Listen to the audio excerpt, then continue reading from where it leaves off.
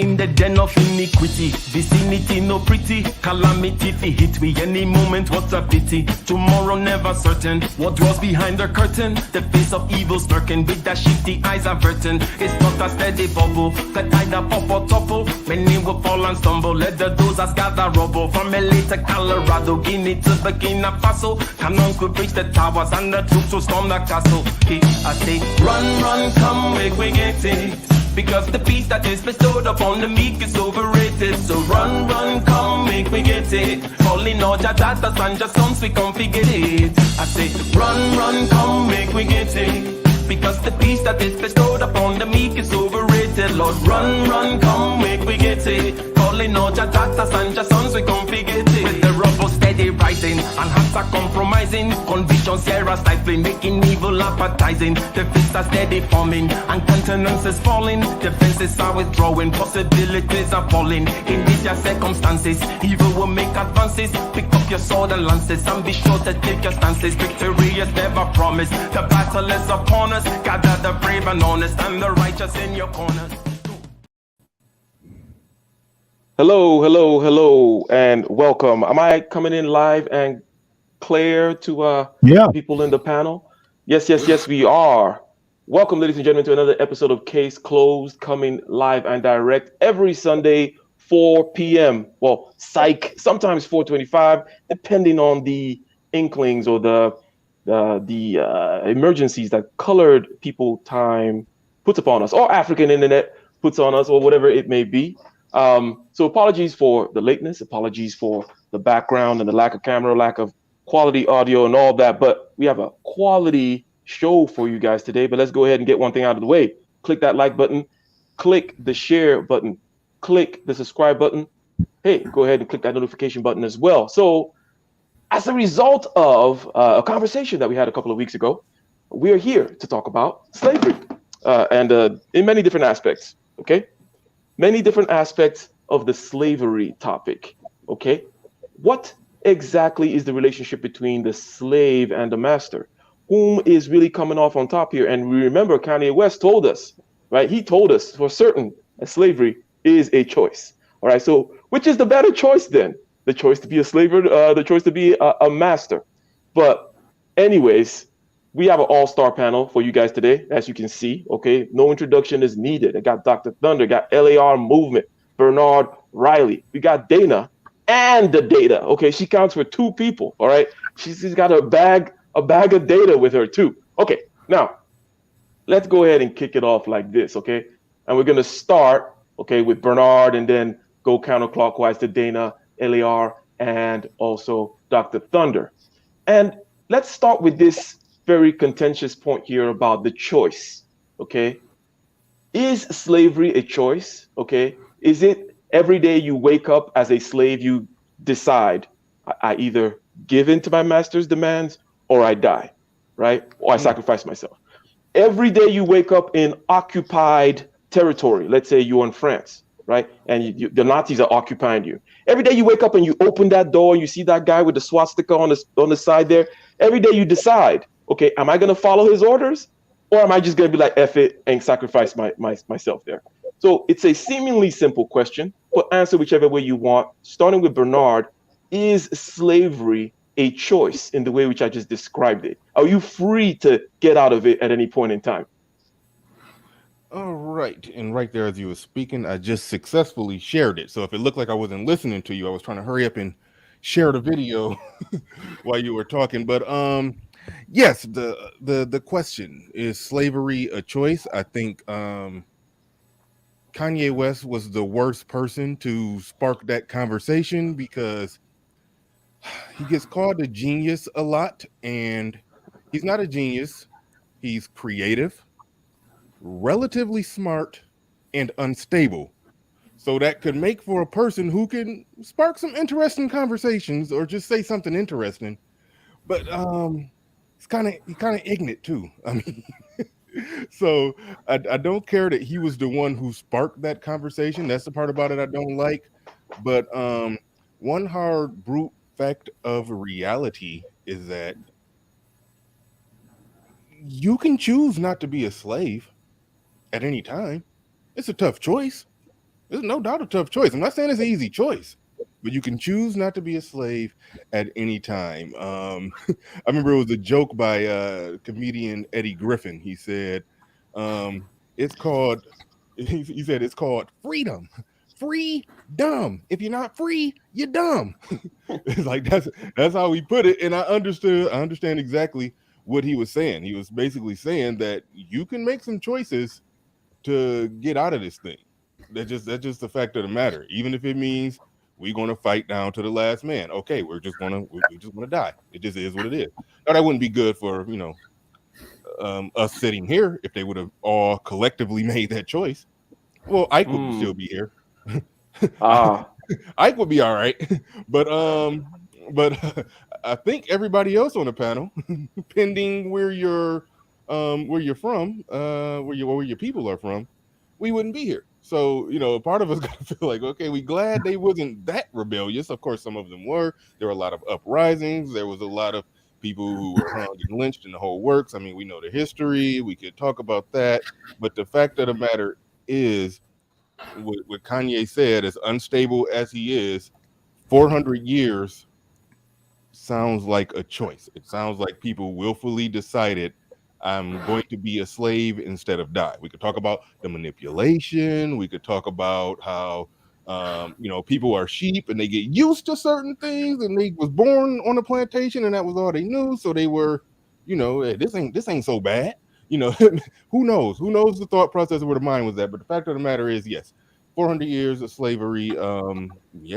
You chose not to do something drastic to not be a slave. Yes.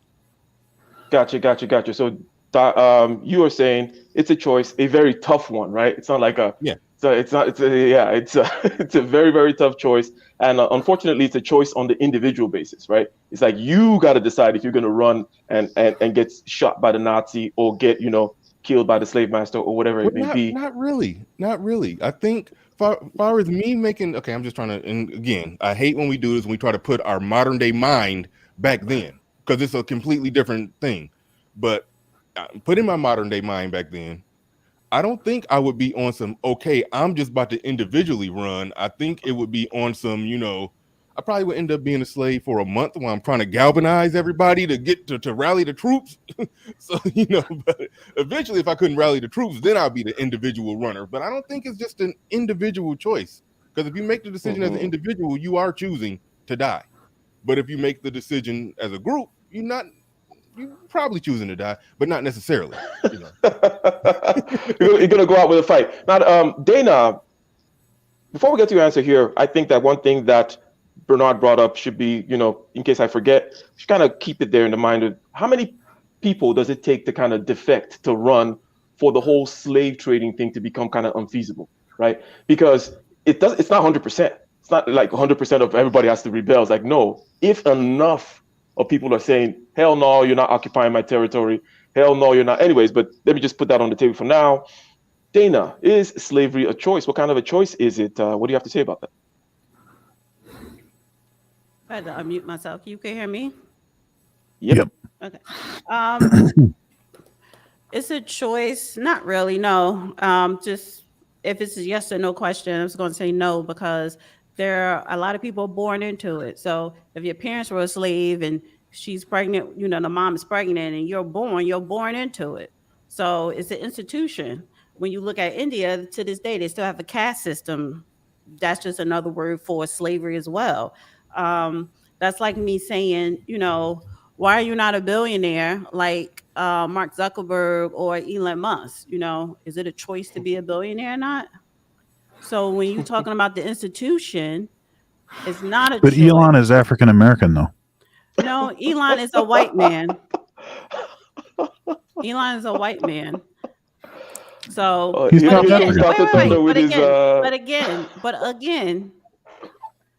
but again, he's a billionaire. He chose that path. So why are we all not billionaires? Don't we all want to be rich? We're not even rich on this platform. So is that a choice, to not be rich or to be rich? So slavery is not a choice. It is an institution. Okay. Now, just before I move on from you, Dana, I like that you brought up this institutionalized aspect in the sense that, okay, if someone is born into something, man, like it's tough as a human being. Okay, we get born into families, cultures, and so on and so forth, and you're kind of stuck in there. Okay, for the average person, for most people, it's a rare individual that can kind of break out of institutions like that. But let me ask you, just so we get a clean answer on the person whom was not institutionalized, right? Let's say somebody came to you right now, Dana, and locked you up, right? Do you have a choice? What kind of choice do you have to be like, okay, I'm going to break out of this? Even though obviously we know what the other side is, that you're going to sacrifice your life, right? Is that a choice if you're not institutionalized?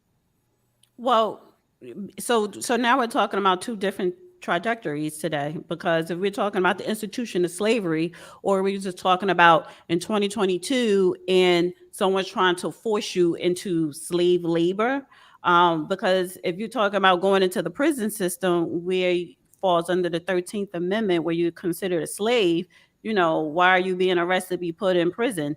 And that goes back into, if you are a poor person and you don't have money for proper representation, most likely you're going to be pushed through the criminal justice system, and be convicted, which will, i.e., make you a slave under the 13th Amendment. So it comes back to socioeconomic status. The more money you have, the less likely you will be a slave on any type of level. So are you saying slavery individually, personally? If somebody come to me and say, well, I'm gonna make you a slave, no, you're not. That it doesn't work like that. But if someone tries to frame me for a crime so that I could be arrested, then I got to get a lawyer or that. If I don't have money, then I'm gonna have an uphill battle. Then I most likely will be convicted, as opposed to institution slavery. In 2022, institutionally, I don't live in a country to where it is a caste system. But at one point you could say it was, yeah. But there are so many people that came before me that fought and died so that I could have the freedom that I have today. Very good answer. Okay, to both questions there, as to the institutional side and also as to the personal side, and putting it within context. Like, okay, well, what is actually possible within the environment? Like, okay, well, Anyway, so LAR, slavery, the choice thereof. Now, let me just say this. This is not a kind of just like a random thing that Kanye West just kind of came up with.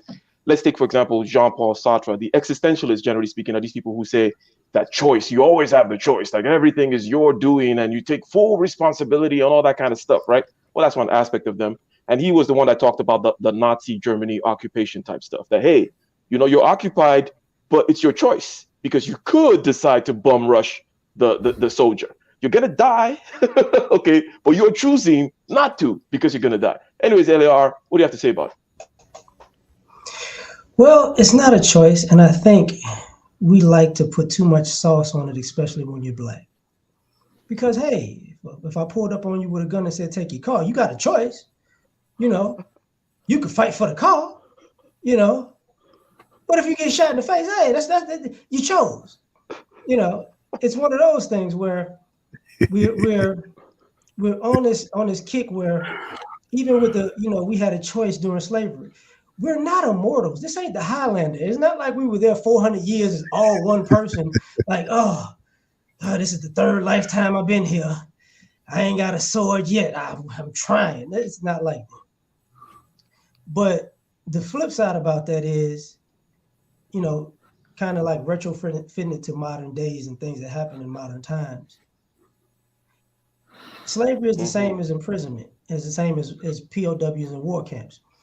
Whether you like to admit it or not, you didn't choose to be there, but your problem is, what Dana was talking about, is institutional. You're going to keep getting moved around and not know your surroundings. You're going to keep having a security perimeter that you got to figure out before you can get out there. There was a lot of revolts. Most of them were unsuccessful because they didn't have weapons and they didn't know the terrain, and they were outmanned and outgunned as far as that type of knowledge. Slavery wasn't a choice because we didn't have Google. It's not like we could, hold up, let me, Siri, where is the nearest road to get out of Mississippi from Candyland? Oh, we out of here. Like, it didn't work like that. It didn't work like that. So we have that type of thing going on where it's you know, you change languages, you change terrain, you change addresses, you change languages, you change dynamics, and you got to figure out, just like anybody else, if that's the case, how come y'all ain't seen a lot of prisoners at your house? Like, a prison break is known, but it's so rare. Like getting free from slavery is just like a prison break, you know. So, you know, you chose to be a slave. I'm out of here. You know, how did you figure that out? Well, let me tell you something. I put peanut butter on a dog's nose last week to get him a cold, so he couldn't smell me in the river. And I figured out if I go north in the river, the alligators are south right now. And it was a perfect thing. And I stole a Chevy from the future, and I pulled up, you know, and I left it on a road in Jackson, Mississippi. So they'll never know that I'm gone. Like, it's not like that. So no, it's not true. Good answer there. And I just saw something in the chat there. Yeah, be respectful in the chat. Dana doesn't need any defending, but it is my platform, so don't be a bitch ass nigga on my platform, because you'll get honey, because I didn't want to go gotten rid straight of. to the hitting. So I was like, let me just give him a little warning, and just All right. So, Dr. Thunder, what do you have to say about this choice thing? I think many things have been put on the table, okay? I mean, the contact thing that Dana brought up is pretty interesting, because that'll kind of force us to kind of talk about what's actually possible versus this abstract notion of, yes, you can decide that Bubba's not going to take them cheeks in prison. I don't know why I went there, but that's a tough choice right there. But anyways, Dr. Thunder, what do you have to say about slavery being a choice? Yeah, you know, get busy living or get busy dying, right? Shawshank Redemption. Yeah, it's interesting as I was listening to LAR, it seems like there's another layer to this. So the basic answer to the question is yes, slavery is a choice, but we also have to evaluate the quality of the choices that you could make, right? So if if the quality of the choices are, as he suggested, you know, you could choose to try to defend your car from somebody stealing your car with a gun in your face. You could choose to fight, and then therefore I ain't no slave, right? But that's not you don't have a lot of great options there. You can either die, or you could lose your car, or you could die and lose your car, right? There's not many choices, but there's not good choices there. So perhaps the answer is something like, maybe it's a case by case scenario based on who it is that is making the choice and how many options that they actually have. Right? So if you're independently wealthy, if you give them your car, that's actually not a bad choice. You survive, plus that car didn't mean nothing to you. Right? But if you're broke, you know, then, you know, not having the car could be everything. Maybe, you know, if you can't go to work every day, maybe you're on the bubble. You got kids to feed. Maybe they're going to, you know, perhaps go hungry. You know, you don't want to have to send your kid to the orphanage, you know, and you don't want him to have to eat porridge and then get spanked because he asked for more. Hopefully people know that reference. Anyhow, but yeah. So the basic answer is yes, slavery is a choice, but I think there's another layer there that we seriously have to look at. 100%. Yeah, I like the fact that you talk about the quality of the choices, and also if you want to look at it from just like a purely mechanistic point, okay, is you could go left or you could go right. What's pushing you left is like a tiny little magnet, right? Which is that says, I want to live, I want to survive. Well, what's pushing you? Oh, no, no, I want to live. I want to be free. I want to be free. I want to break out. Okay, that's you could possibly go there. What's pushing you right is this massive electromagnetic thing that is built very powerful, right? You're gonna die. Like that is not even. In what sense is that even a choice, right? Like, Well, can I add something real quick to what Dr. Thunder said? Because you can't, and I don't, as I think LAR is saying it was a choice, but you can't say, yes, it's a choice, but there's no but, because they always say anything before the but, is irrelevant. So if you replace say the but with That's and. one possible. That's one possible use of the word "but." There's a lot of ways that you can use "but" that do not invalidate what you said prior. it's It like could you be. can't, It it's could like, be. but what I'm saying, you're saying, yes, it was a choice, but but in certain circumstances, it's not a choice. No, either you believe it's a sole choice or you don't. And then I think No, you no, should no. just No. What stand I said on. was, no, no, no. What I said was, the answer is yes, but we also need to take a look at the quality of the choices, and we can't consider every choice to be the same, because it depends on who you are, what your resources are, what your opportunities are, all of that kind of stuff. Because the same choice for someone else that maybe doesn't have the same access, it's not the same. So Because of I'm the saying, institution of it. I get what you're saying, because let's just yeah. take when slavery was legal here in the United States. Mhm. A lot of women had children. So they were reluctant to escape the plantation because they will be leaving their children behind, depending on how many they had. So, like you said, yes, it is a choice. I don't want to be a slave no more, but I'm going to stay because I have my kids here and I don't want to leave my children. That is institution, because it was a thing of breeding, slave breeding, where they Yeah, right. intentionally made the woman keep getting pregnant and have babies, because that's going to make her stay a slave and institutionalize her children to continue to be slaves. Yeah. Well, if I may, I want to float this out there. And LAR, I love you like a play cousin, but yeah, the car analogy don't work. The reason I say the car analogy don't work is because, okay, if somebody tried to steal your car, that's a one-time incident where you got to choose life or death.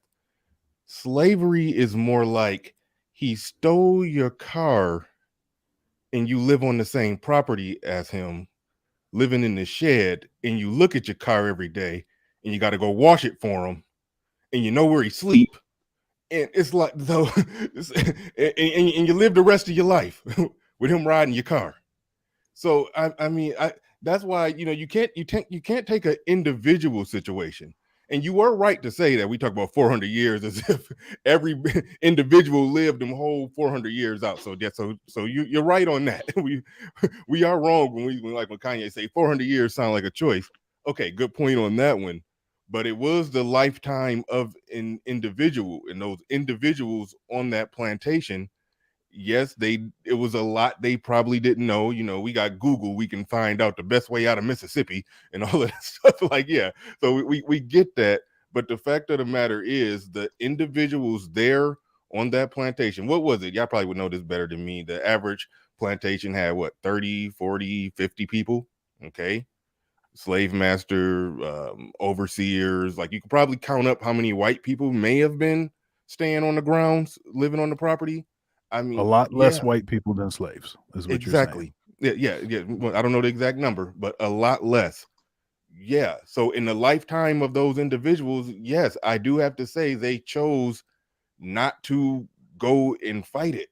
Like they chose Stockholm not. syndrome. Yes, they chose not to go and kill the master, and then I guess march to the next plantation. I mean, see, now I did. This is where I get where I feel like I'm wrong, because now I'm trying to line up the battle strategy where, okay, then go to the next plantation and then get those slaves and go kill that man. So that's where I get goofy with it. But overall, the individuals in that situation on that plantation who lived their entire life there did not run in there and take out those that were directly enslaving them. So yes, in that Mhm. sense, I'll be the rebel today. It's a choice. Mhm.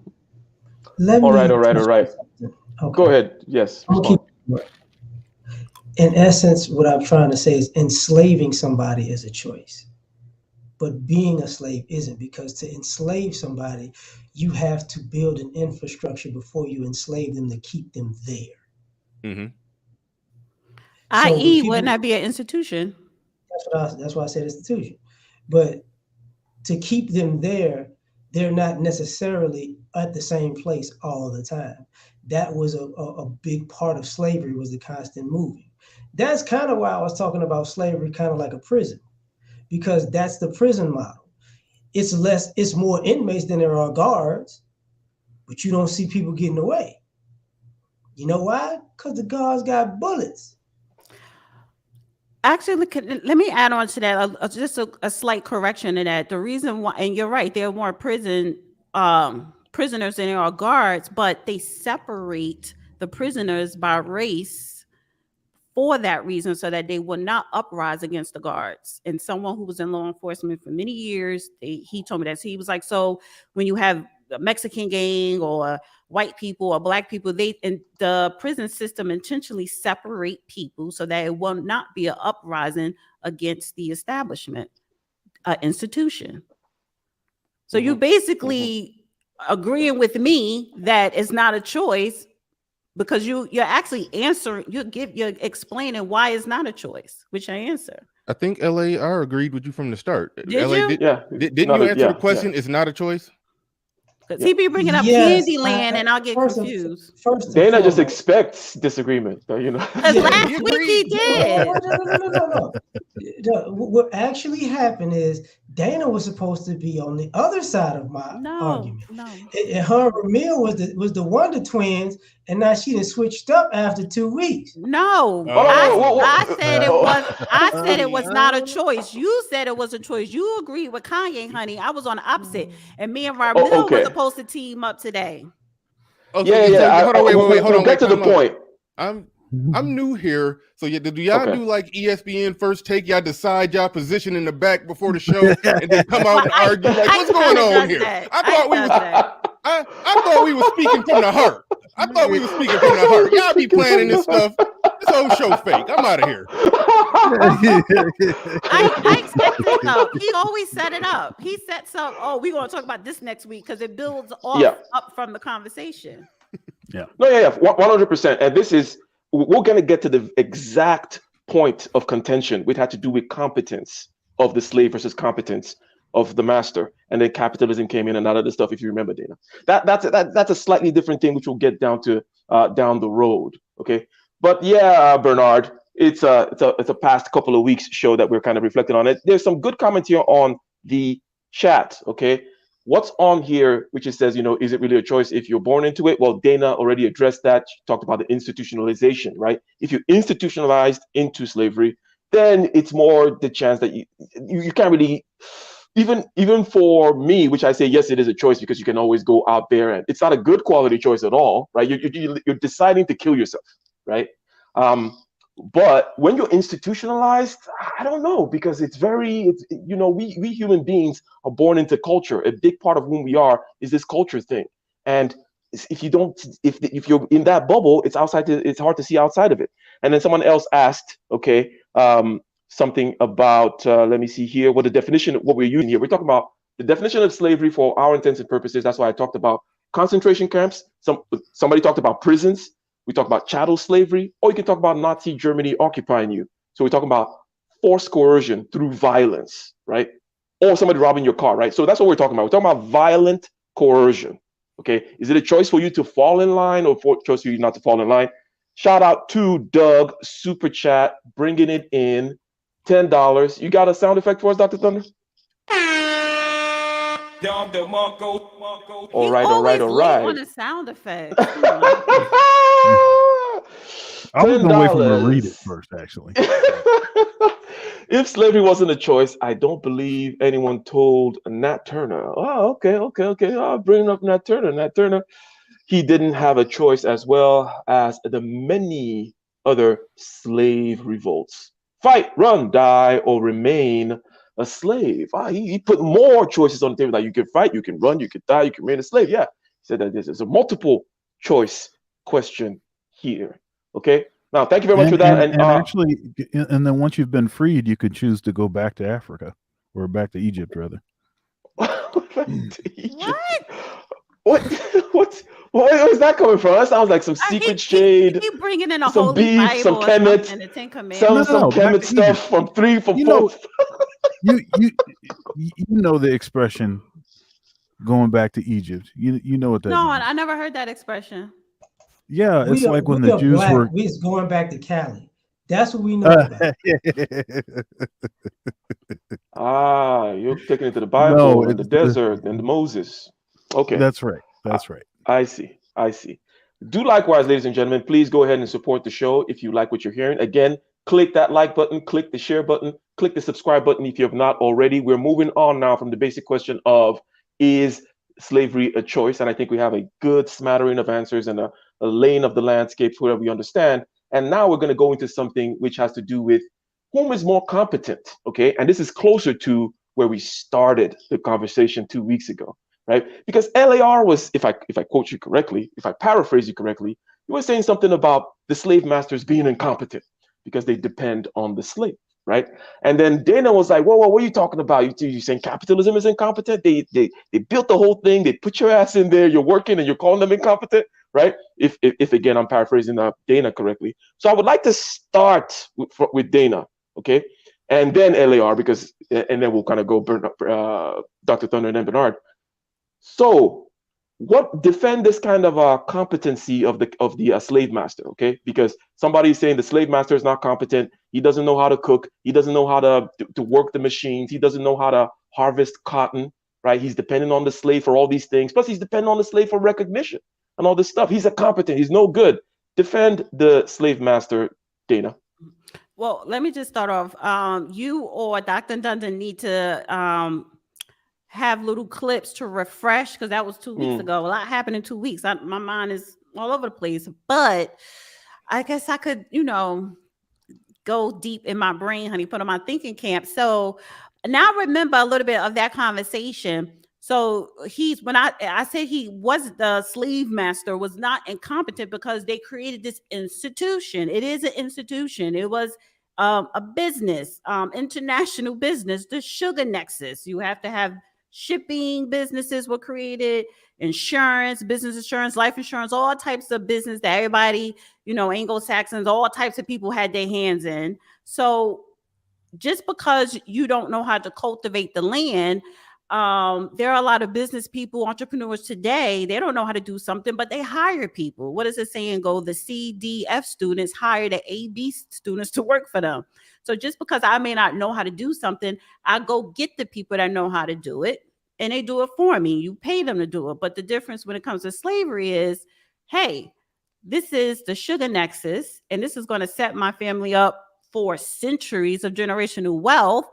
And I don't got to pay these laborers. I could get these Africans for free, to work the land, and make me wealthy and my family wealthy and my nation wealthy. So that's not incompetence. That's actually being a strategic, somewhat intelligent, and not even someone, an intelligent individual group of people creating this institution for the purpose of wealth and power.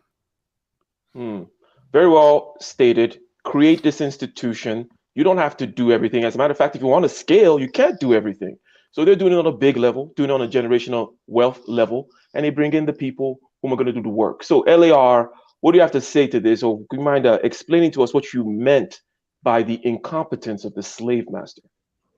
So we got into it about me calling those guys incompetent, or just, white people back then incompetent, because they came to this country and they couldn't actually take care of themselves. First, they depended on Indians, and then they turned on them. And then they still couldn't take care of themselves, and thus slavery. So when you get the definition of a master in America, the first definition comes up of a slave owner. But historically, to be a master at something, you actually had to be somebody who actually skilled in a trade that you can teach to somebody else.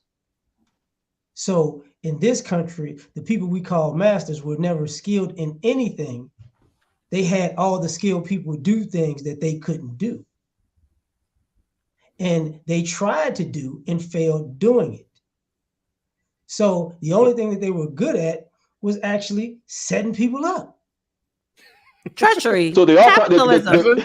That's a skill. Not really. Because, and they didn't. Oh, you're not even fail. gonna give them that? Oh, okay. No. But and I gotta push back because they didn't fail. The setting people up comes with one. I say this historically in that concept. When you befriend somebody to jam them up, that's not a skill. That's a snake. It's not a skill being a snake. I know we watched the 5 Daily Venomous and we thought we could just, because that same, which you would call a skill now or mindset now, somehow it's not looked at as a skill anymore. Somehow we like to retroactively look back at them as geniuses because, oh man, they knew how to steal people and hook up people and steal people's kids and have them do all the work. They're smart. But if you do that right now, you're considered an incompetent, idiotic sociopath. I disagree. I look at it. Wait 1 second. They're doing it right now in other countries. Like slavery never ended. It's still going on right now. It's going on in China. It's going on those countries in the Middle East. But the fact is that when they came here, they didn't fail because they practiced the art of war. No, they did not. Because what is this country now? First it was the British that came here, but they didn't fail at it because they killed off the Indians. It was war. They declared war on the people of this land. Especially, I came here for a better way of life to create wealth and create a brand new life and create my own rules and regulations. But you're here. Okay, well, I want to implement my ideology on this land. I want to claim this land for myself. If I got to befriend you to connive you into thinking that we're friends, I would do so. If I have to give you smallpox or any other disease to kill you and your family off, I would do that, or just straight up slaughter you. They did all those things. They also brought in indigenous servants. And when they realized, okay, this land is rich with so much other stuff that we're not used to cultivating because the land in Europe is different from the land here and the land from Africa. So let's import these Africans because they're stronger. They know the land. They know. They don't know the land. No, yes, they do know the land because when you're talking about Africans, particularly the Gullah Geechee, that came in, that was a slave all through Georgia, up in South Carolina, North Carolina, but before cotton, rice, they knew how to cultivate the fields to produce rice and everything else. So they did know this land. And then also, yes, Africans were here thousands of years prior to what we see the Native Americans are today. So they knew the land and how to work the land. Let me say thank you in essence for proving my point. You had to go across the ocean and get people who didn't know the land here, but knew how to work land in their homeland because you didn't know how to work the land. Wait, no, I didn't say that. Or here when you got I did not here. say that. Just give me 1 second. But your whole thing is, who are you talking about? You're confusing me. That's because you keep saying you talking about the white man? The shallow end. Yeah. Okay. So to take it a little further, and I'm done. When you say they declared war, this is what I'm talking about as far as incompetent mentality and how we like to do revisionist history. If I befriend you and then I sucker punch you and then stab you in the back and I say, man, after you on the ground bleeding to death, I go, I declared war. Now, everybody around us saw you did not declare war. You see what I'm saying? Like, it's that two boxers get into a ring, they declared war. But if somebody jumps out of the crowd that's part of his own training team and then beats him to a pulp in the middle of the ring, I declared war on him. Y'all didn't know that? No. I said the art of war. That wasn't the art of war. Yeah, that's part of the art. Yes, it is. It's many tactics to war. Declaring war, meaning I'm coming here to take something that don't belong to me, but I want to take it and make it mine. Well, that means you come with war on your mind first. You don't come say, "Help me out, bro. Bro, look out for me, please, player. You know I'm hungry, player. Could you give me some corn? Could you give me a little bit of turkey, player? I'm over here starving." I'm sorry. Let me say this, LAR. Okay, I'm pretty sure it was some dumb overseers, some dumb patty rollers, maybe even some dumb slave masters. But when you're saying that they're dumb and incompetent, no, you can't create some global trading business. Like you can't do that. So, somebody at the framework of it was real smart and created that. So who's on the money? I'm agreeing with what you're saying with your Mostly Bill slave Bernard. owners. Who do you pledge allegiance to? The flag. Who do you pay your taxes to? The white man. Nobody. Okay, Because that's not a person. Go ahead, Bernard. I'm sorry. Go ahead, Bernard. No, that was pretty much all I had right there. Because I understand that y'all are like in the 11th round of a thriller in Manila right now, and I'm jumping in late. I'm jumping in late, so forgive me if it's some context I'm missing. But that's the infrastructure creating that system. You can't call them incompetent. I don't see that. Well, I look at it from the standpoint of if there was a business or something that I wanted to do, maybe I'm having a hard time getting. I need 100 employees to make this work right. I can do it myself. I can pick a small amount in cotton and sell it to a small amount of people and make a small amount of money. But I want this to work right. I need 100 people picking cotton. I can't afford to pay 100 people. I know the infrastructure of the business. I just can't pay that many people. So I go and figure out a way to find that many free employees. But you can't say that they didn't know how to do it. It's like the slaves didn't come here and teach them. The slaves didn't come here and teach them the system. They just came here as labor. I hate saying that because it makes me feel bad historically. But they were labor to a system somebody else created. So you can't just say that the slave, the white folk was incompetent. I take no joy in saying this. I take no joy in saying this. Go ahead, Dr. Thunder. Go ahead, Dr. Thunder. Yeah, let's acknowledge the super chatters. So Andrew Walker. Yeah, he says $10 super chat. Go ahead. American slavery was indoctrination by removing the family cultural history from these people. Slaves were used and conditioned by being taught from the Bible, rape and abuse. Okay. Well, thank you very much. You're speaking to the institutional aspects. Snuggles. There's another. Snuggles is out here trolling, talking about, well, I don't even know what she's saying, but I'm sure it's something crazy. Okay. Drop the link and let the shenanigans begin, because I don't think you people understand what slavery truly is. I'm going to lead a campaign for all content creators to just block Snuggles. Just get her out of here. I'm just playing. The snuggle block. Snuggles. I'm just playing Snuggles. I got an argument that y'all could try to pick apart. Okay. About the incompetence.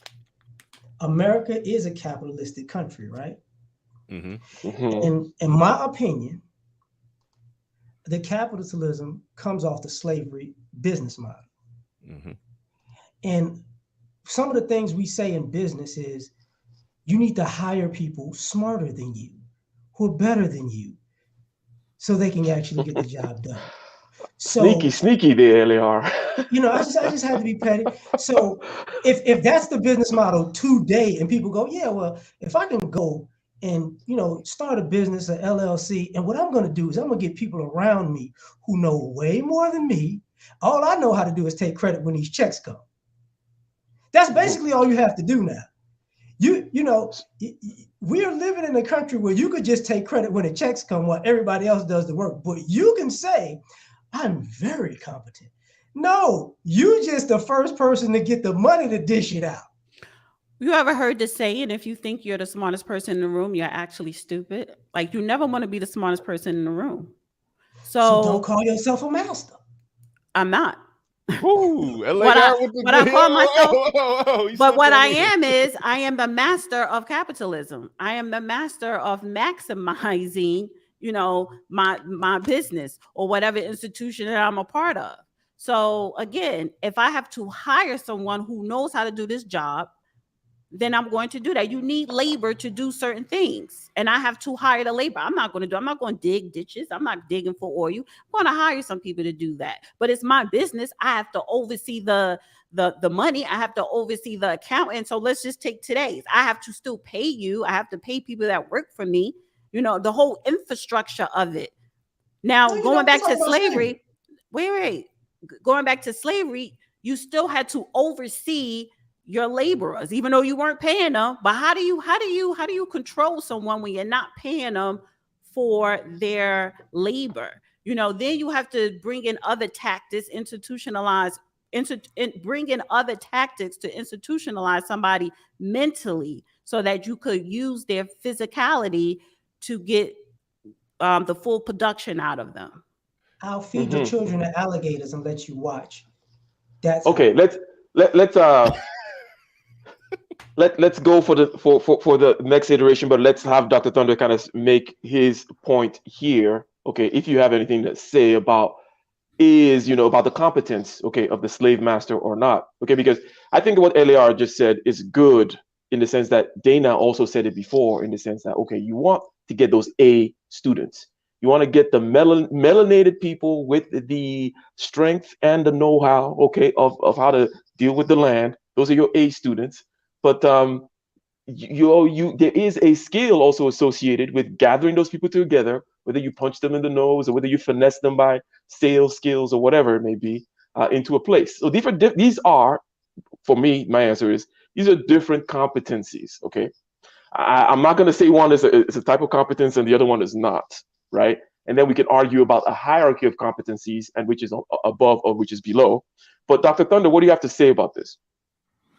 Yeah, I mean, obviously there's skill and expertise associated with enslaving people. There has to be, or else they would just revolt and break free. So you have to have a certain level of competence with respect to that. Now, a separate question is, and obviously we know the answer to this, is it morally acceptable? Of course, no, it's not. It's wrong. It's evil. It's demeaning. It has caused, countless issues, issues that we're still haven't worked out.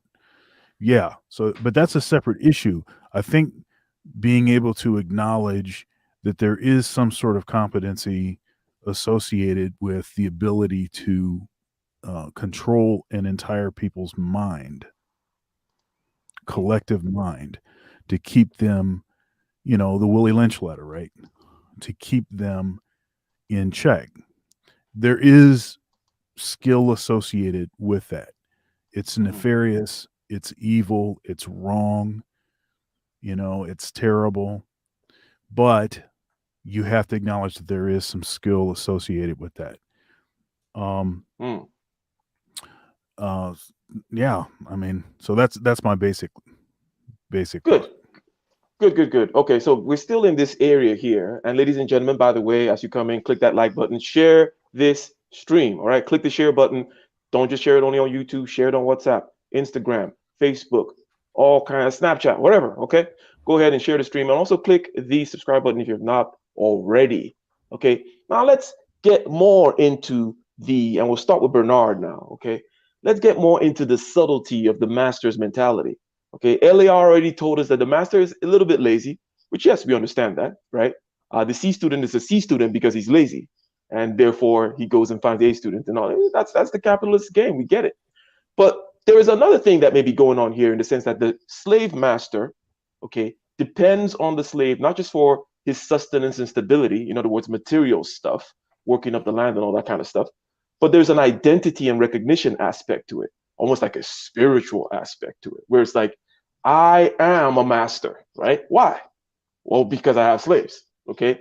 So when you're depending so heavily, okay, and I know it's a little fluffy, the point I'm making right now, it's up in the sky, it's kind of theoretical, it's up in the psychology, but if you're depending on someone for your identity and your recognition, Okay, how free are you? Let's start with Bernard. Okay, because James Baldwin, okay, said that whites don't know themselves unless they're oppressing black people. I'm paraphrasing him right now. So it's in the same line here that I'm saying, right? That that the poor whites have nothing other than to depend on the fact that they're not black, that kind of a thing. So aren't you also bound to the slave in a certain kind of way? You guys are bound together. What do you have to say to this? Is this crazy, Bernard? Man, you could really get deep and philosophical on that one, and I'm not. I'm not going to get deep and philosophical on that one. I am going to look at it from the standpoint of the man. The question was like, so okay. I'm gonna go back. I'm gonna look at it and explain it like this. The slave master, to say that he depends on the slave in some type of way, I think hopefully that frames it sort of how you put it. Mm-hmm. To say that he's depending on the slave, it's almost like the owner of the business, he's technically depending on the employees. Okay, they can all get up and walk off the job. I've seen union strikes. I've participated in union strikes. I live in Michigan. I've worked in automotive plants. As far as that the C student thing, the C student is hiring the A students to work for them.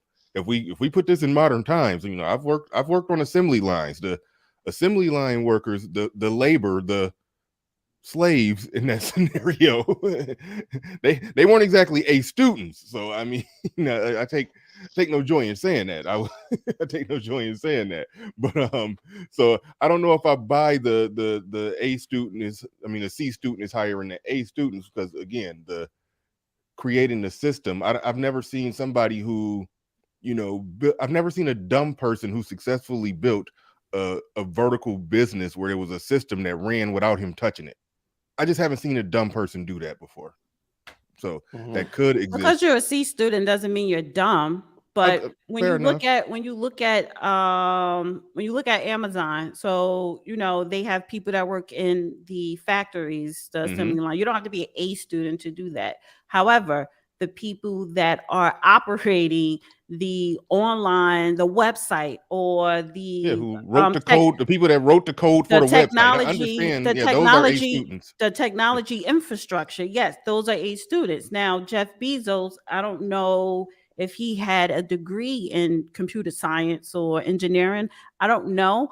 I'm saying no, but I may be wrong. However, those people that he hired to keep the technical infrastructure running, because Amazon is a e-commerce, those are the A students, those are the B students. And a lot of people don't want to do what Jeff Bezos is doing. So so the big distinction between A and C students, I would say I'm somewhat of a C student, but C students, right? They take risks. They have a whole lot of ambition, and even though they're somewhat fearless, so they're the ones that's going to take the risk. If you work for somebody, you're not taking no risk. I'm paying you. Bezos went to Princeton. Oh well, yeah. But what was his degree? What was his degree? I don't know what his degree was in. Let's see here.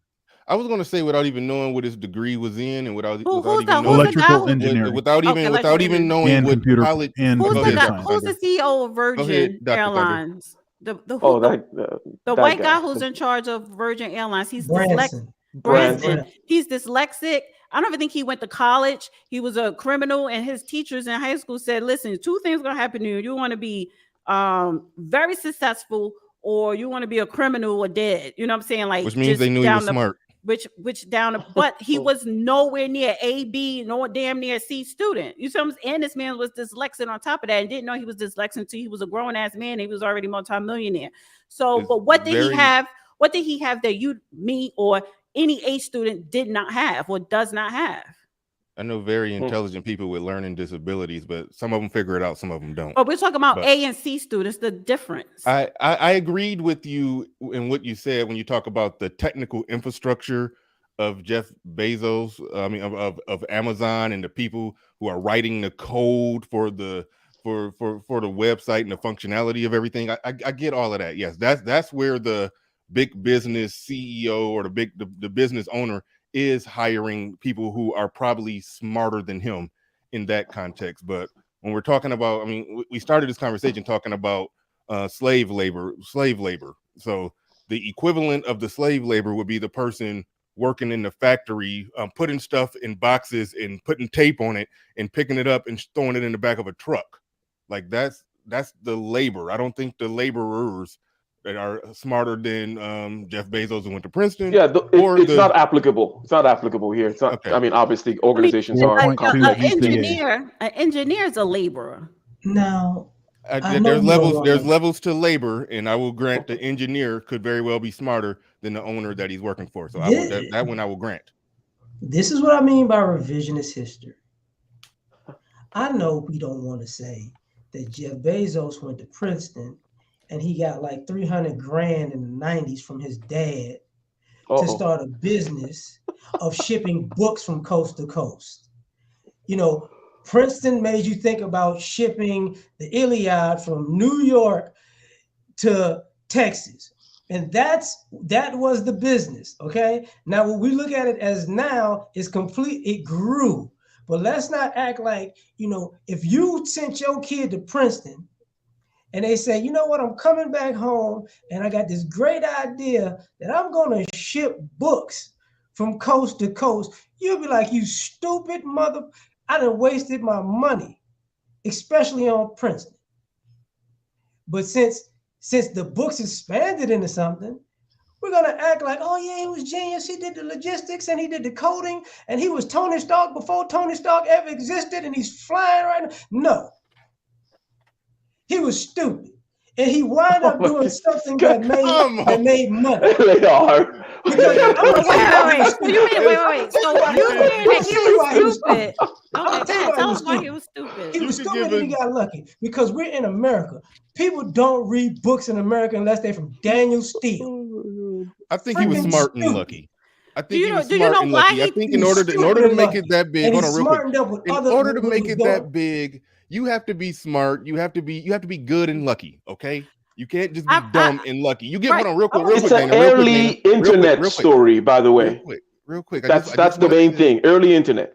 If you give a dummy $300,000, fast forward 5 years, you be looking at a broke dummy. That's where I'm at with it. Yes, that was a great point. You actually summed up what Bernard was saying, but I wanted to say something hold on. Give me 5 seconds to say this.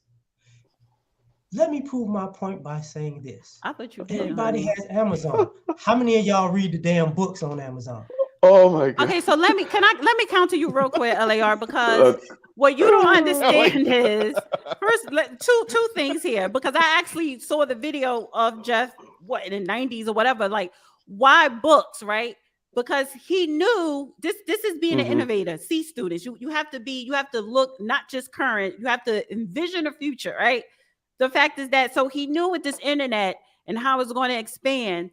But it's like, okay, so what product, right? I don't know what it was called before e-commerce, but he knew the format of e-commerce. So what product would never go out of style that people are always going to get? And he's books.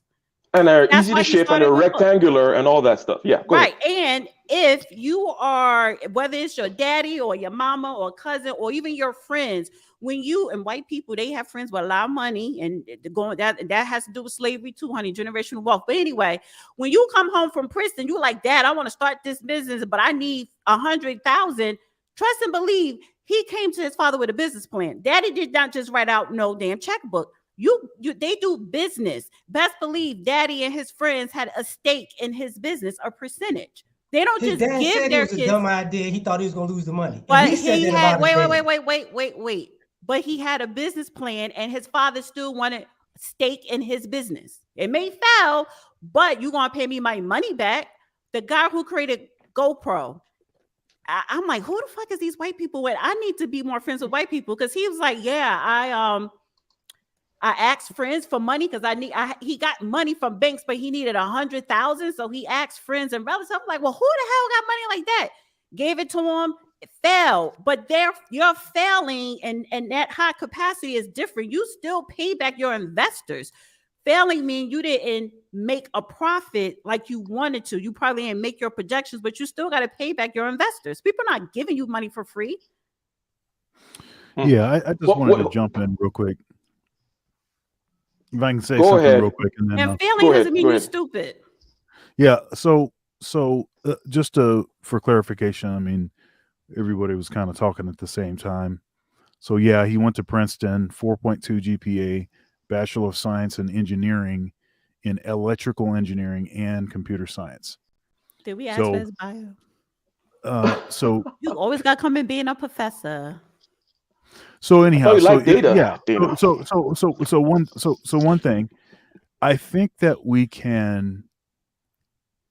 I don't think we have to make everyone fit a general principle for the general principle to still be true, right? So we don't have to shoehorn Bezos into the same sort of whatever the principle is that we're saying that actually, is sort of the principle that's operating. Okay, so I would generally it is the case that folks that maybe didn't perform as well academically when they were in school, they'll find folks that have that sort of expertise when they get the capital to start the business.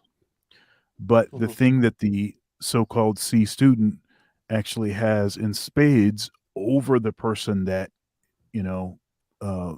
had the better academic performance is they'll tend to have better connections. They know folks that have money. They spent their time when they were in school probably socializing a lot more than the people that got the A's, right? So they have better networks probably. They probably have better conversational skills. There's a lot of things that I think you can develop during that sort of formative period of time when you're in college. And they have the will. They want to do it. Right. They have the will, and you do. It's absolutely imperative that you have some sort of your competency. Eyes for? I'm talking about I'm you, sorry? LA. I'm talking about LA. Bucking his eyes. It's of Y'all got history critical I don't know importance about. that you have that you have a level of competency, or else you're not going to be able to convince the folks that are the better academic performers to get on board. Hey, I know you have this other opportunity over here where they're actually paying you real money right now, but I'm asking you to come over here and take a risk on me, or I'm asking you to spend a bunch of extra time over here until this turns into something. You it's have called to have HR, human resource. I have a job. I'm putting up an employment ad. You fresh out of college or you looking for a damn job, honey. You want to apply. It's called HR. Yes. Let me get back, okay, to the question that Bernard dodged. So I'm going to get back to him, and then we'll you dodged it. You totally dodged it. This is how we do things over here. Okay, Bernard, this is how we do it over here. So I didn't know I dodged it. I don't dodge questions. I'm a C student who didn't understand the question, but go ahead. Good. But also, let me say one thing about the C student thing.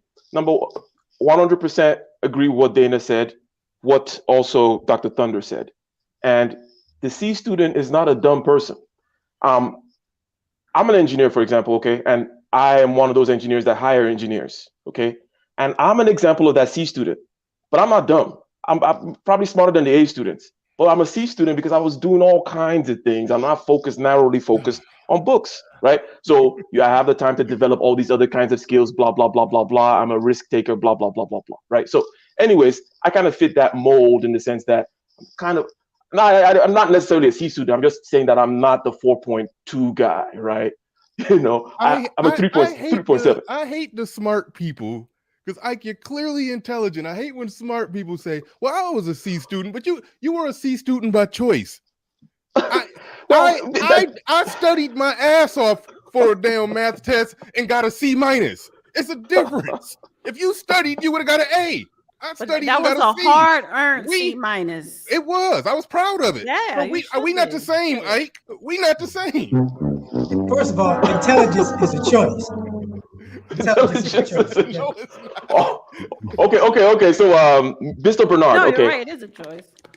If you recall, I was talking about the psychological dependency, okay? And yes, Okay. it is airy fairy, right? There's two kinds of dependencies. There is the material dependency of you're going to pick my cotton, okay? Mhm. You're going to go ahead and deal with all that labor and all that object stuff, objective world stuff I don't care about. But then there's this other side, which, I'm over here in, what's the name of the place again? In Django, I forget the name of the Candyland. establishment. Candyland. I'm over here in Candyland, and I'm the Candyland man because I got slaves. In other words, you take my slaves away, I don't have that ego thing to stand on. There's a psychological dependency for identity.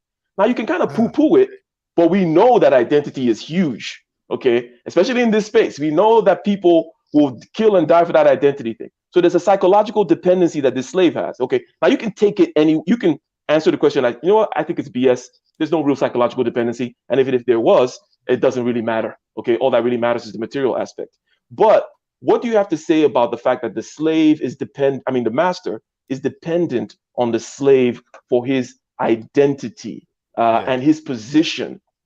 So go ahead, and then Dana, and then Yeah, now that's interesting. I think I do understand the question. Now he is bound to the slave from an identity standpoint. If the slave stopped being slaves and he's no longer the slave master, then what is he? And then that point, to some degree, he could become nothing. Now, if you're, and I take no joy in talking about it like this, but if you look at the slave masters as industrious business owners and one business fail, well, people who run successful businesses tend to pivot to another one if something else goes down. So maybe they would figure life out, maybe they wouldn't. But as far as their identity and who they are as a slave, a master, no, they would lose that. They would lose the ability of feeling that importance of I'm the master. So in that sense, I do understand your question in that, and they do need that, and they depend on that, and in that status.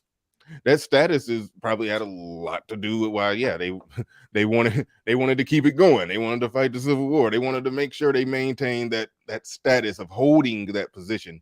But they hold that position, because they're bound. They're bound to it by the slave. That's our slaves because they're bound to him. Yeah. So Dana, I don't know if you're probably familiar with the James Baldwin paraphrase that I gave, right? About the white man needing the black man in order to kind of know himself and give himself status.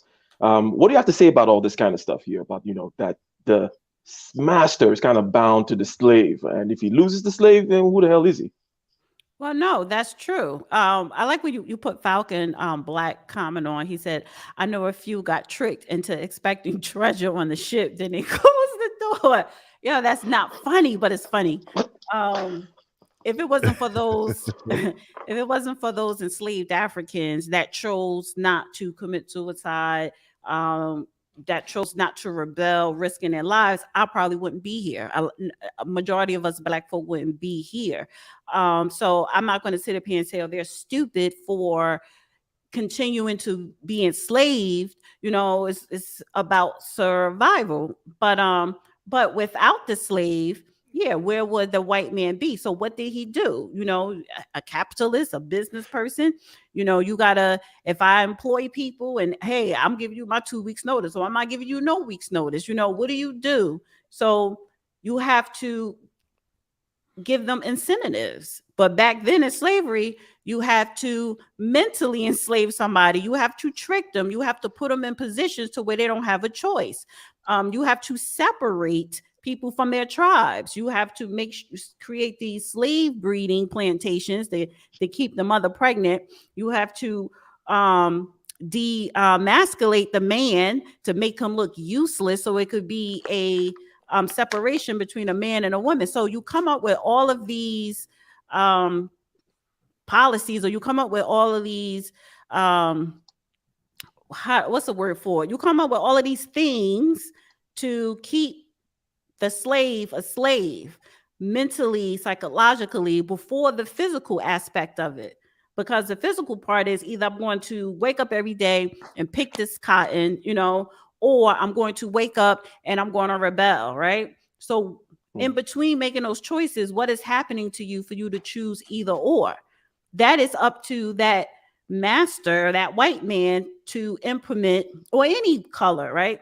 But that is up to that person to implement things to make sure that you stay in their favor, to stay under their tutelage, under their command, so that they could be superior over you. Racism, Yeah.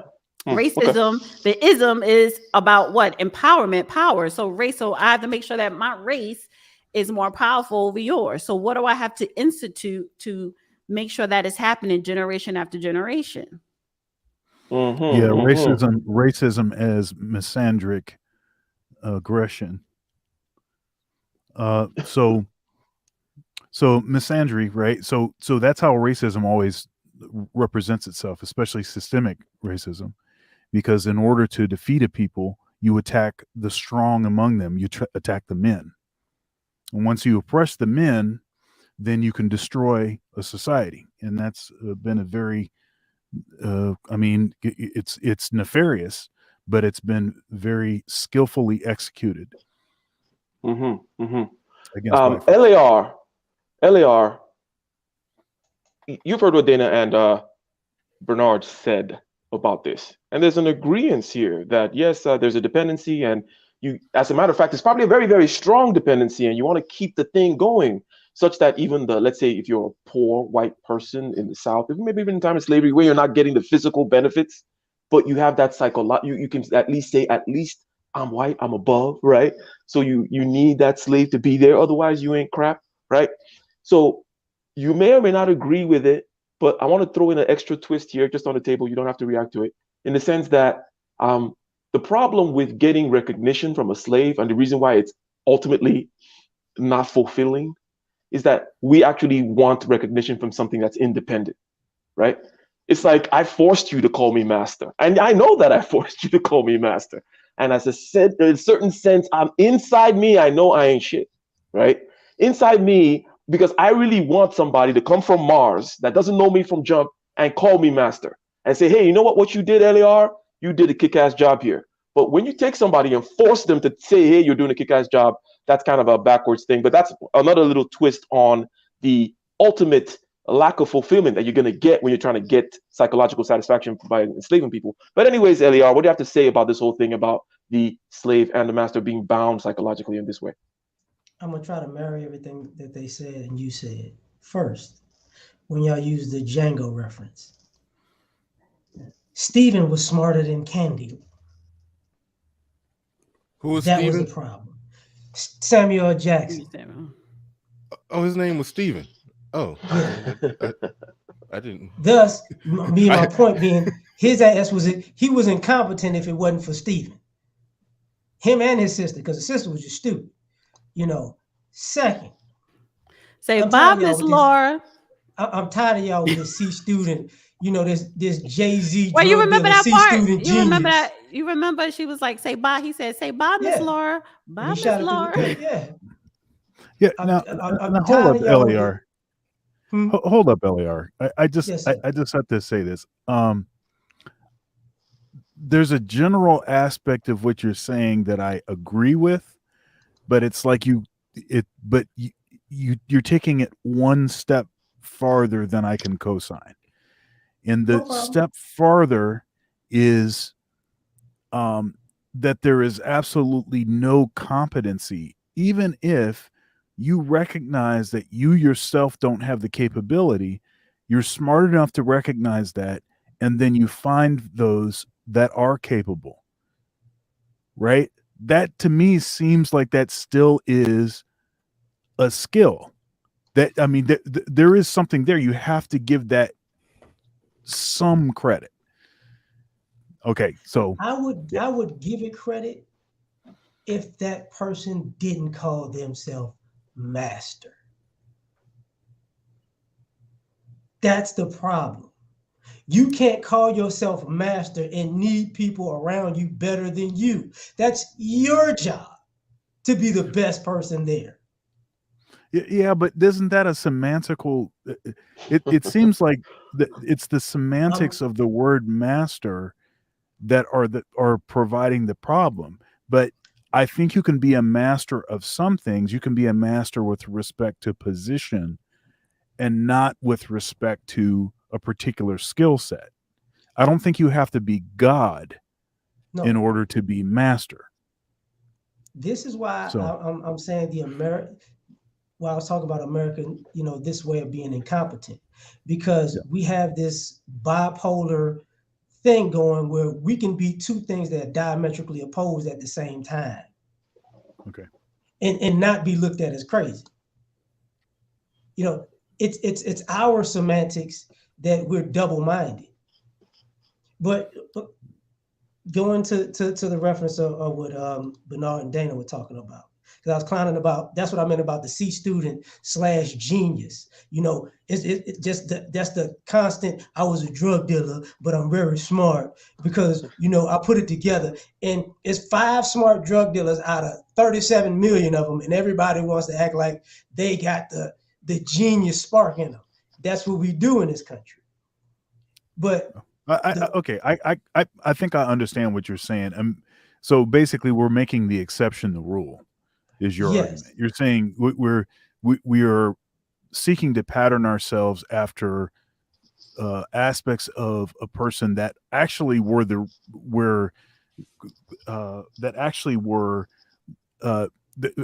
were successful despite those qualities. So you're successful despite that you're a C student, or you're successful despite that you're as opposed to saying, okay, if I'm a C student, then that means that I'm going to be the next Zuckerberg. That's the prerequisite. Okay. That's my ending kind of point about this. I get that. When you bring slavery and all that into a model, as y'all alluded to earlier, you don't know what these families after slavery did that brought any kind of ingenuity to America, because they were freaking stupid. When there was no more slaves, there were few exceptions like the Lehman Brothers. You get what I'm saying? But in America, if you take out slavery and the things attached to it, or the inventions and ingenuity, who are these people without that? They're not that bright. That's why to this day, it went from coming over here to manifest destiny, to slavery, to Reconstruction. We can't do that. To Jim Crow, to bringing immigrants from every country, to H-1 visas, to we need to bring people from Mexico to start building stuff. This is the thing. That is the history of somebody who's incompetent. So why did they do all that? What was the purpose of them doing all that? Because smart people. No. What was the purpose of them bringing slaves? What was the purpose of them getting rid of Reconstruction Institution, bringing in Presley versus Ferguson? Bringing in immigrants. What was the purpose of them doing that in society throughout the centuries? What was the purpose? The purpose was taking credit for other people's work that wasn't the purpose. The purpose was power and money, capitalism, to make sure that your group, whether it's first of all, your group, the top 1%, that is a separate group from everybody else, whatever race. Right. Make sure that 1% stay in power. Then to make sure that, yes, the white race or whatever, then everybody else, but you need people to work the fields, whether it's the industrialization era, it does slavery era, to today, the technology era, right?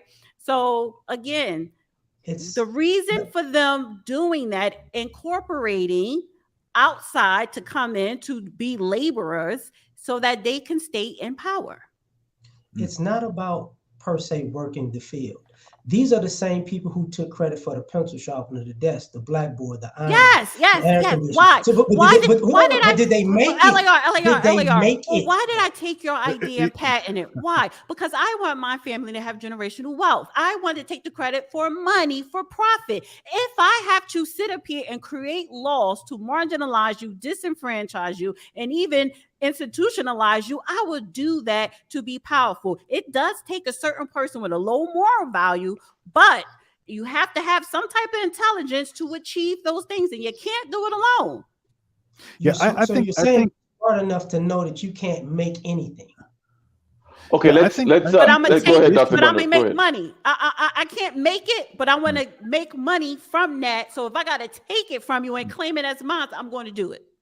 What do you want See, to know about I it? think that the issue is, it's that thing, that one step too far is what I was saying, earlier. See, I I just think that there's like a morality thing that is clouding an aspect of the argument, that it's getting in there and it's sort of hijacking um an aspect of the argument. And that's where I can't quite, just from a capability, developing systems, all of that. I'll also argue that it is true that these sort of ultra wealthy folks that have been in control, the oligarchy folks, the folks that decide who the next president is going to be, those folks that have been in control for all this time, it is true that disproportionately they have taken credit for or are receiving the financial benefit from inventions that were created by people of color, anybody that doesn't belong to that upper group. That's definitely true. And black folks in general, we do a terrible job of protecting our intellectual property. And it's one of the reasons why we're ripped off with such breathtaking regularity, right? It's like, we know it's possible. There's a lot of history on this. We know that the filthy rich folks, whatever, maybe disproportionately the upper crust of them, maybe have a different sort of value system that allows them to sleep well at night while, seemingly looting and pillaging and taking credit for stuff that they didn't do. But why don't we then protect ourselves better? Why don't we do what's necessary to be able to benefit from our own intellectual property, to pass down things to our kids and our kids' kids and all that kind of thing. Go ahead. What's the difference between Jack Daniels and Nearest? What was the other one? Nearest, the other whiskey that they just came out with from Jack Daniels, that the black dude who actually taught him how to make whiskey actually made. What's the difference? He was a slave when he made the whiskey. Mm-hmm. Right? So, but let me touch on what Eliar was saying and piggyback off the Dr. Thunder, because when you talk about, let's take, for instance, patent something, right? You mentioned patent. I don't know if it was Benjamin Franklin or the other inventor guy, but no, I think it was Benjamin Franklin. So the patent department here in the United States, I think the reason why Benjamin Franklin gets so much credit for everything, even though he didn't create it, is because the government made him in charge of the patent institution, the patent department here in the United States. It is the United States Department for just patent, for patent period. So it was I don't know the accurate story, but it was something to where Benjamin Franklin, I think it was Benjamin Franklin, was in charge of the patent department, right? Mm-hmm. So again, what are we talking about? Institutions. They created institutions to stay in power. So no matter, even if I go and I apply for a patent, say it was in 1870, and I created something and I applied for a patent. And at that time, majority of Congress, was predominantly black. There was a lot of black people in Congress then.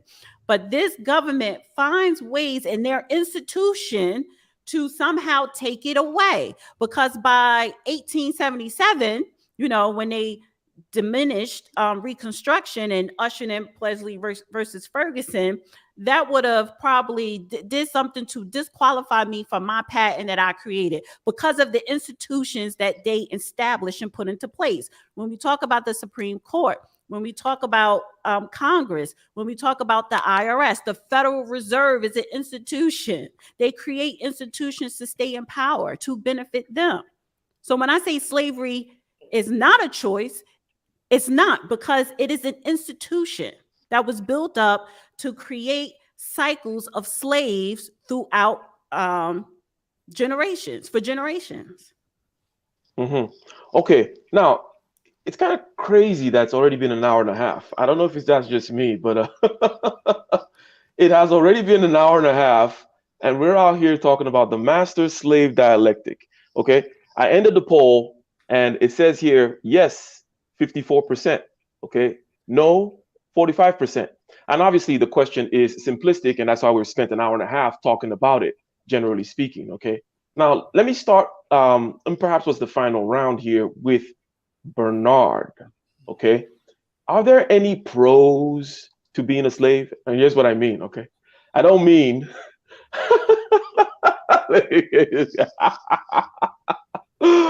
I don't mean is there anything that'll make you decide to be a slave where it's like, hey, you know what, maybe you want to come to this side, we got cornbread or whatever it is, I don't know. It's not that I'm saying. What I'm saying is, if you're going to be in slavery, okay, or a group of people are going to be in slavery, are there just inevitably, inadvertently, I should say, some positives that come out of it, okay? And maybe why would any positive come out of it? Well, you're the one you're working, right? You're working the land, you're dealing with the objects, right? You're dealing with the objective reality, the harsh land. You need to be, the master doesn't care, he needs his product. So you got to be creative.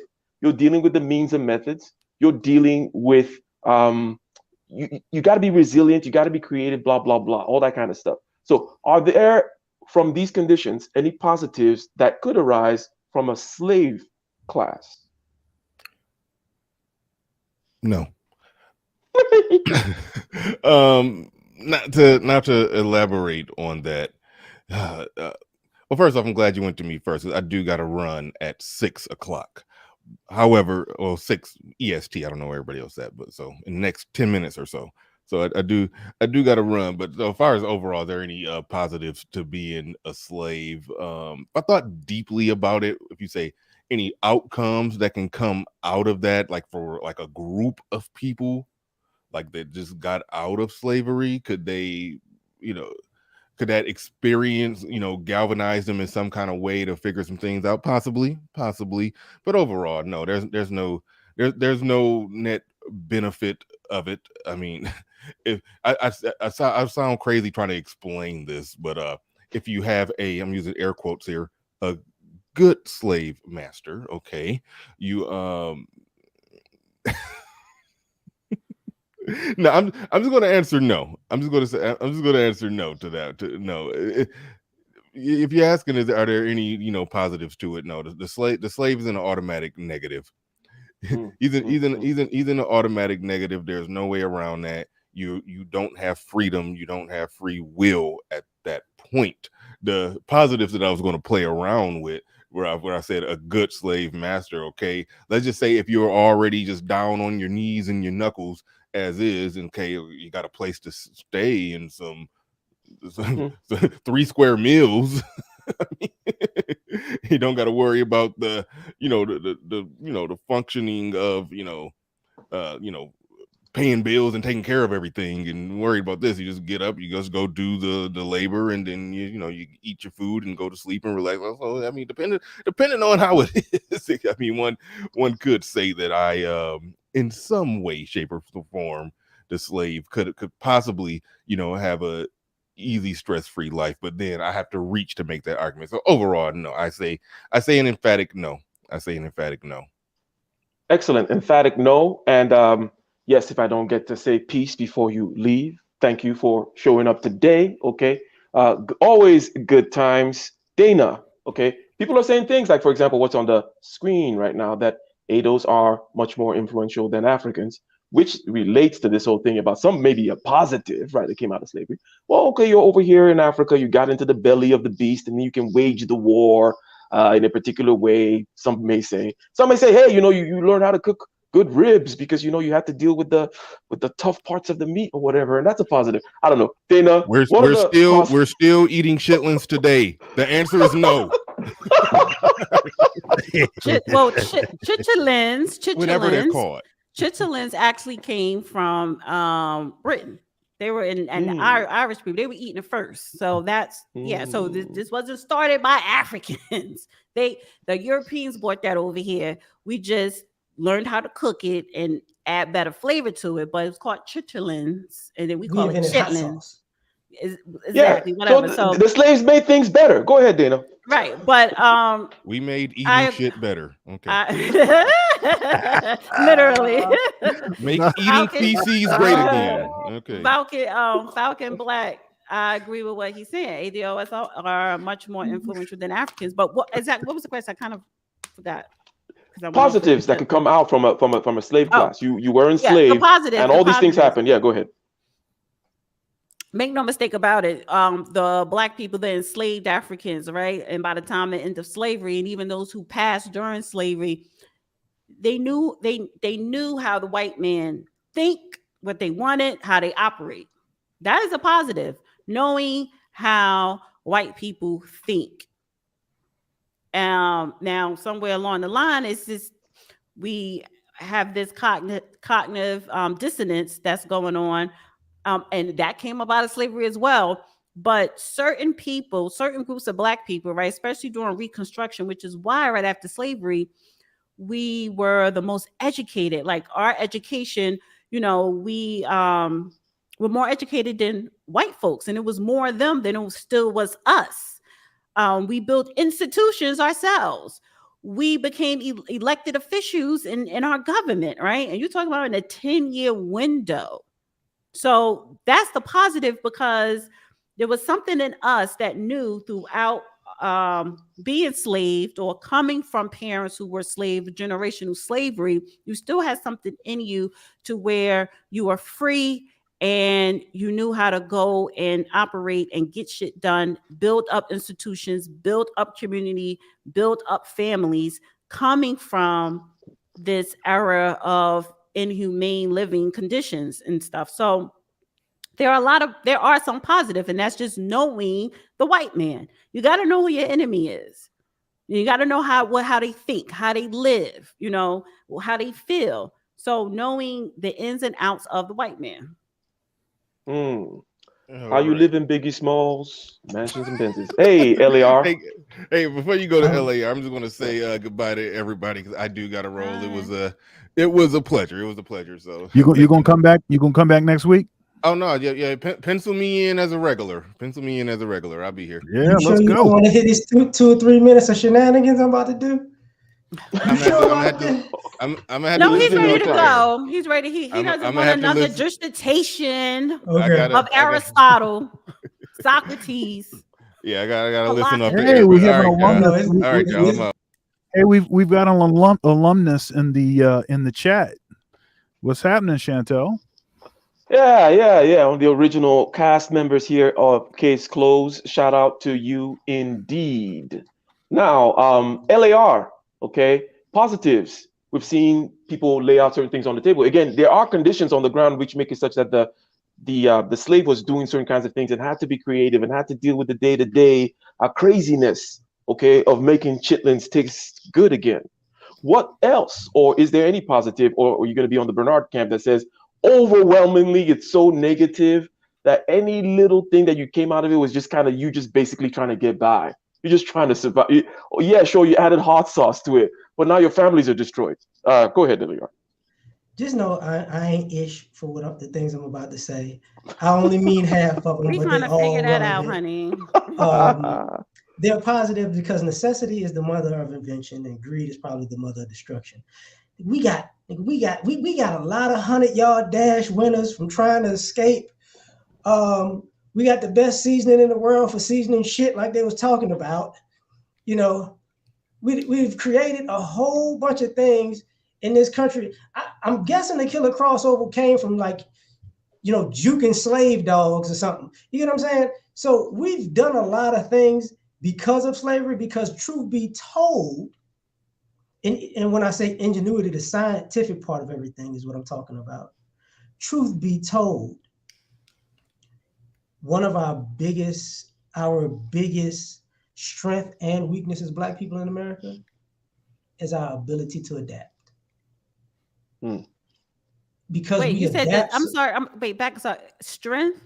That's our strength. One of our biggest strength and weakness is our Okay. ability to adapt All right. because That's we're probably the strong only enough. thing I agree with you today. Go ahead. Yeah, you love me. It's all good. You know, we've adapted to so much and we're able to survive in so many adaptations, but that's our problem. Everybody else can stick to the script and grow. That's why we don't grow. Because we'll move on to the next thing. Like we have a real bad short attention spans when it comes to building on top of something. And you can put that to the institutionalization of racism, or we have to keep changing it, keep changing the rules, or you can put that on, we just want to make something new. You get what I'm saying? It's just, You that's be doing our so thing. good. Then you just see something. I'm like, Dana, we got you short just attention span. All right. Go ahead. I'm Dana, you sorry. got a short attention span. You remember what you said 2 weeks ago. That was 2 weeks. I was doing. First of all, I did remember, but I just asked these two up top, honey, to just show little clips. The next time you come here, I'm gonna have Dory from Finding Nemo, and that's gonna be you. Whatever. Okay? Short attention Whatever. span. First of all, you thought that I'm the one who said yes to the question, so you got a short attention span. But you always do that. You be doing so good that you fall off the cliff. Do me one favor and just say this one time because you always go off into my mind. I go, Mookie, just do that one time for me. Mookie, honey. I appreciate you. Yeah, I'm grabbing that. That sound right there. That's gonna be on the board You next ain't week. grabbing nothing because you be coming in here with these It's long done. It's dissertations too, Dr. Thunder. Like, done. this is not your It's professor done. class. This is not your class right now in college. It's done. All right, Eliar, continuing or okay. I'm done. So, done. so Dr. Thunder, okay, seems like it's on you. The last word as to the positives, the inadvertent positives. We're not saying again for the audience that this was some choice that you were making. You looked at the table and you say, hey, you know what? If I'm faced with all this adversity, I'll be able to adapt. Hey, let me go be a slave. But inadvertently, what are the positives? Some objective ones, such as being a citizen, right? And some people may hate it. Some say, the white man want a repatriation and all that kind of stuff. But Dana Zados, and she agrees that she likes being a citizen here. What are some other positives, if any, Dr. Thunder? So one of the things, I think one of the reasons why FBA, ADOS, whatever you want to say, Black folks have been so influential, have had such a big impact. And we can just talk about music as an example of this. Black American music has been so tremendously influential that every every corner of the planet has been affected by it. Anything that has a backbeat, that is where the emphasis is on the second and the fourth beat of the measure, and that's almost everything, all popular music, everything else, it's all Black American music, right? And even music in our country that tends to be performed by white folks, stuff like country, bluegrass, all that stuff is Black music too. Rock and roll, that's Black. All of it's Black, right? And so it seems that what has happened is because of persecution, because of having to be, as LAR said, adapting basically, what is it? You got lemons, you make lemonade, you got to eat every part of the pig, so you find a way to make the most disgusting parts of the pig to still taste good. All of that kind of stuff, that sort of ingenuity, I think it also makes us very much good at inventing stuff, period. There's a lot of inventions that Black folks are responsible for. Shout out to LAR again. When I interviewed him, we discussed, I think I interviewed him back in February. We discussed a bunch of black inventors, and so it's almost like a dime a dozen. I think all of us know someone in our community that's super creative, probably a family member that just has that kind of capability. Also, to use a word from LAR from earlier. So yeah, so I think the slavery thing is, it's part of our history. We're not going to get away from that, but we can choose differently now. We can decide to make better decisions now. We can use the history as a way to, remind ourselves where we came from and how we can better position ourselves. We can take a look at the systems that have been constructed, and design some of our own systems, maybe improve on existing systems. And I do want to do a little bit of shameless plugging. Well, before you do that, let me say this, honey. If I was in your class, I would be taking a lovely nap. I would be that student, like, okay, we in here for what, an hour? How long is your class? An hour? And especially if you playing music, honey, I'm like, well, I could just meditate, close my eyes. It's soothing. All right. Your voice is soothing. That's why. I don't know if that was. Was that it? No, that wasn't me. That was LAR. I don't know if that was a backhanded compliment. I'm not sure what that was, but no, I'll take it for what it's worth. This interview here, playing behind me, I just interviewed Rollo Tomasi, and so that interview went up this past Saturday, so yesterday, and so go and check that out. And I've got some other things happening. This past week, also, I interviewed the Grammy Award winner, Taylor Eichste, great pianist, and so that was great too. But the conversation I had with Rollo, I think, is very. It was a good conversation. We touched on a lot of different kind of issues. A lot of folks don't know that what kind of music. I mean, he's a musician, actually, and I don't know, probably 45 minutes of the interview, we just nerded out talking about a bunch of guitar stuff and a bunch of music stuff. So I think that may be interesting to folks, and probably information that isn't the common stuff to hear from. So anyhow, go and check that out. Thanks again for coming and supporting Case Closed.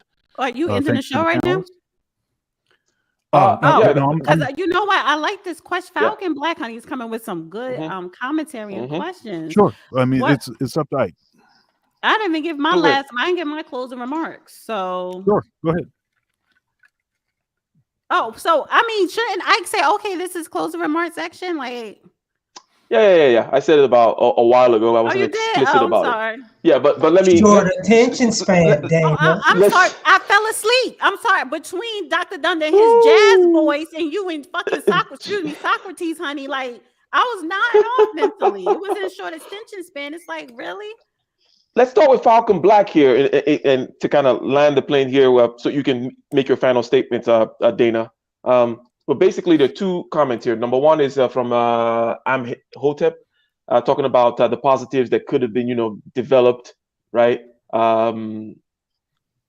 Could have been achieved by Black folks in the country without slavery. Yes, that is an obvious yes, right? Especially when you say could have, that's just like, it's like, of course, it's not impossible to learn how to make good chitlins without being a slave. So, and then the point that Falcon. Oh, it's good. Falcon Black here talking about. I looked at this and that's why I highlighted it. Basically, it's about the systems, and I think it's correct. I think that in America, it's where the bigger, more powerful system was. Hence, when you infiltrate that system and you understand, to Dana's point, how the white people in that system are operating, you're going to be at an advantage. But anyways, Dana, with regards to the comment on the screen and with regards to your final thoughts, what you got to say? Yeah, I love this question because this goes back to why I said slavery was not a choice, it was an institution, because what made a Black American slave better than a Black Brazilian slave? And they were only 5% they're saying, maybe less, maybe more than that, but no more than really 10% of slaves actually was dropped off here. So it was a lot of chattel slavery, but the majority of the slaves was through the Caribbean and South America, i.e. Brazil. So with all those people, you still have the natives there and the incorporating, bringing in African, enslaved Africans. Why they could have easily, especially in the Caribbean, uprise, right? Because a lot of times the owners, the masters, wasn't even there, but that was incorporating institutions, when it comes to making people think that they would actually impregnate the slaves but treat them as family members. They will push their daughters. Yeah, if you convert to being a Catholic, then you can marry the master or whatever. And if you have his babies, and if your child is lighter, then you're less likely to be a slave compared to somebody dark. All these tactics and peace products. It wouldn't have been Catholic; it would have been Protestant. But yeah, no, Catholic in Brazil, baby. Don't play with me. Oh, I'm sorry. I thought you were talking about American. Short attention You're right. span. You're right. But that's hold up. How did I get caught up in that? If you would have said that to LAR, then that would have made sense. But just that's part of that methods, that practices that fell under the institution of slavery. They would create these different methods under the institution of slavery to keep people enslaved and controlling the way they live, their mentality. So I would say the Black American slave were a little bit better because the Brazil slavery didn't end to 1885. That was after Reconstruction here, right? So yeah, and then it was way more people to actually revolt and win. So just on that alone, from that time frame, that time period, I think we were better, Mm-hmm. Those are your final thoughts, yes. Dana? Excellent.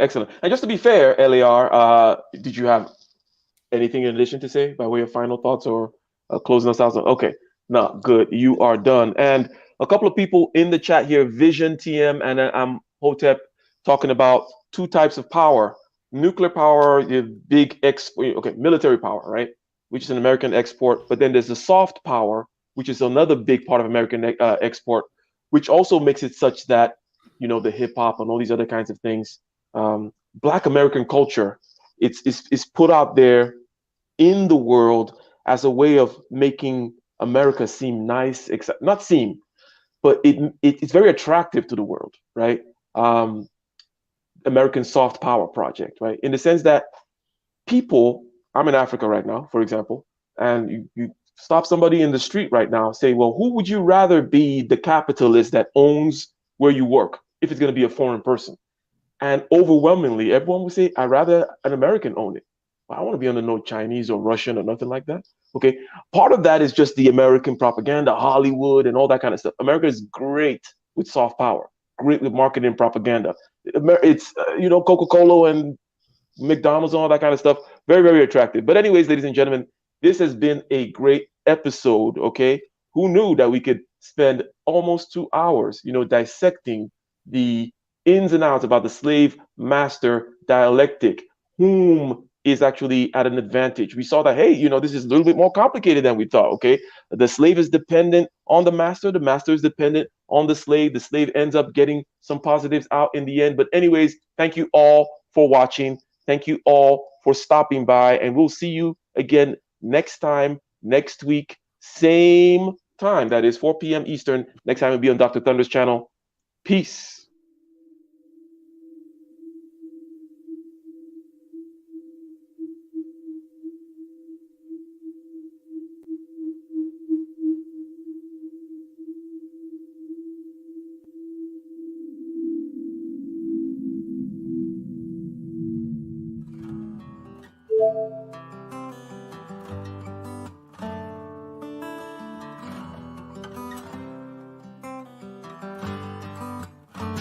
in the den of iniquity. Vicinity no pretty, calamity fi hit we any moment. What a pity, tomorrow never certain. What was behind the curtain? The face of evil smirking with that shifty eyes averting. It's not a steady bubble that either pop or topple. Many will fall and stumble. Let the dozers gather rubble. From LA to Colorado, Guinea to Burkina Faso. Cannon could reach the towers and the troops will storm the castle. Hey, I say, run, run, come, make we get it. Because the peace that is bestowed upon the meek is overrated. So run, run, come, make we get it. Calling all your daughters and your sons, we come forget it. I say, run, run, come, make we get it. Because the peace that is bestowed upon the meek is overrated. Lord, run, run, come, make we get it. Calling all your daughters and your sons, we come forget it. With the rubble steady rising, and hearts are compromising. Convictions here are stifling, making evil appetizing. The fists are steady forming, and countenance is falling. Defenses are withdrawing, possibilities are falling. In these your circumstances,